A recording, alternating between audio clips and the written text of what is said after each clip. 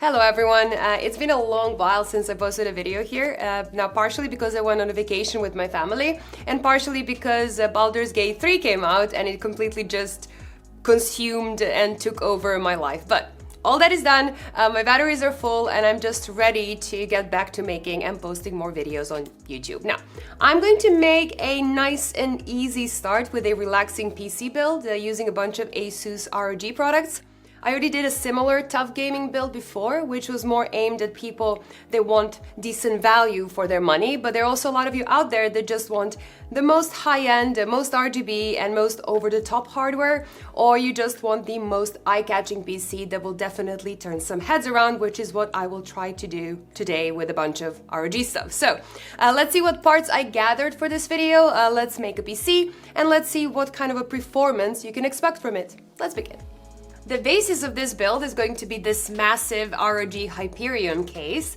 It is a very unique case, it really stands out and it clearly doesn't care for the less is more concept. The tempered glass doors on both sides that continue to a curve on the front combined with the large handles on top do remind me a bit of the old Cosmos 700M from Cooler Master, but the ASUS here does have a bit more going on the front of the case. So if you watched my old videos, you might know that I loved the concept of the Cosmos. I had my build in it for years and you can even see it in the background of my old videos. So I do have a very personal fondness for this ROG design as well. But again, looks are a subjective thing, so you have to decide for yourself if you like this or not.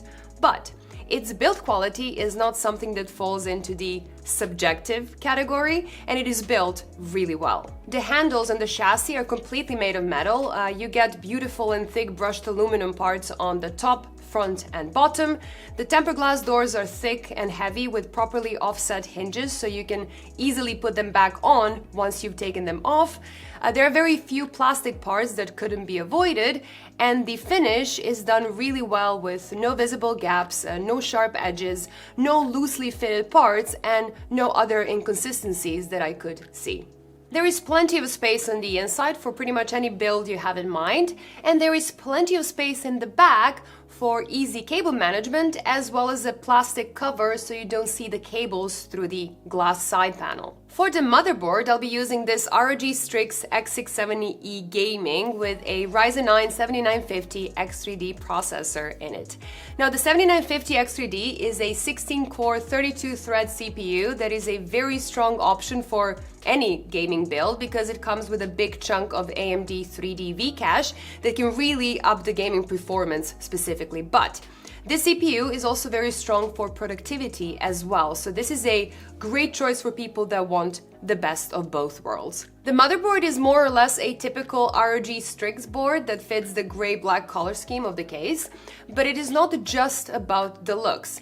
It has overkill VRMs, it supports extremely fast memory, it supports several Gen 5 NVMe SSDs and future Gen 5 GPUs, and it just has lots of little quality of life features that I really like. For example, buttons to easily pop out your GPUs, little latches to hold your NVMe drives, and so on. Now, ASUS doesn't have their own memory just yet, so I grabbed these Corsair Dominator Platinum modules, which do fit the aesthetic of the ROG components perfectly. And when it comes to storage, ASUS did release some SSDs, but I don't have any of them, so I grabbed a couple of Samsung 990 Pro NVMe SSDs instead. For cooling, I have the ROG Ryujin III 360, which is a newer and improved version of the older Ryujin, obviously.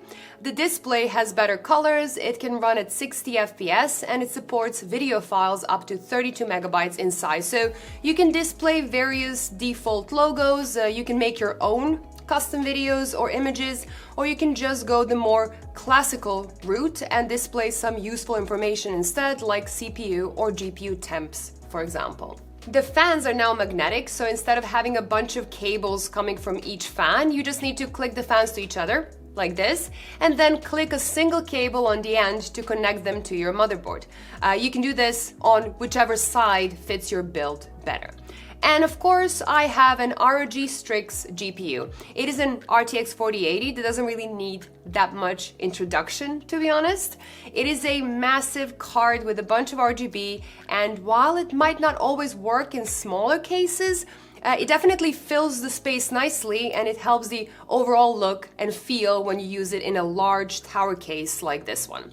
Now, I decided to go with the horizontal installation, mostly because the GPU does have blue and red details, and I kind of wanted to keep that black and gray RGB look of the build. The case also has two GPU holders. The top one is for horizontal mounting, and the bottom one is for when you mount your GPU vertically. But I actually went ahead and used their Herculex GPU holder that again just fits the build really well.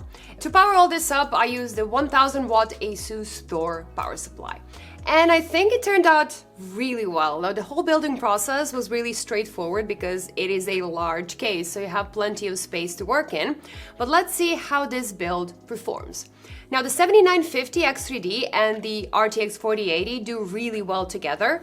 On 4K resolution without upscaling, most games that I tested ran at 100 FPS or more, with the heaviest of titles still over 60 FPS. And with upscaling, you should expect to get 100 FPS or more in every single title. And to be honest, you should be using DLSS in every game that supports it when playing on a 4K resolution. On 1440p, all games that I tested ran at least 120 FPS or more without upscaling. I also got a chance to quickly try Starfield before posting this video. Now, I still need to find a proper testing method for this game, and I'm sure that there will be plenty of updates early on that might make all these numbers pretty useless, but just based on this very first impression, I would say that this system will handle it just fine on both resolutions as well. When it comes to thermals, I tested the system as it is, so with 4 140mm fans that are installed by default, so nothing extra was added. And while gaming, the thermals looked just excellent, with the noise limited to 40 decibels at 50 centimeters of distance, which is what I personally consider an acceptable noise level for a system under load. The CPU kept at just under 50 degrees average, which is expected with a large water cooler on a CPU that is using only 79 watts of power. GPU thermals looked great as well, with 62 degrees Celsius on the cores, 66 degrees on the memory, and with a hotspot of 75 degrees while pulling 314 watts on average. The case temperature remained at 33 degrees Celsius, which is only 10 degrees over ambient. When stressing the CPU only, again with the fans limited to 40 decibels at 50 centimeters of distance, CPU power consumption went up to 153 watts with 68 degrees Celsius on the CPU. So again, very comfortable and somewhat expected. The case temperature remained at under 30 degrees, so thermals of the case are just excellent overall. And this performance is not really surprising considering the case has 4 fans and it has a pretty open design. And looking at these results, it is very unlikely that you will run into issues even if you go for an RTX 4090 combined with a much more power-hungry CPU like an Intel i9-3900K. So yeah, that is all I have for today. I really enjoyed making this video, and I really think that this build turned out pretty well, which is not really a surprise when you put a bunch of high-end components together.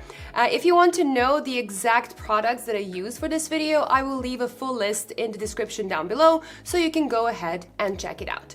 Now, thank you all for watching, and thank you all for sticking to the end. If you liked it and you want to see more of my videos, do consider clicking that subscribe button. I have lots of content lined up for the next few weeks.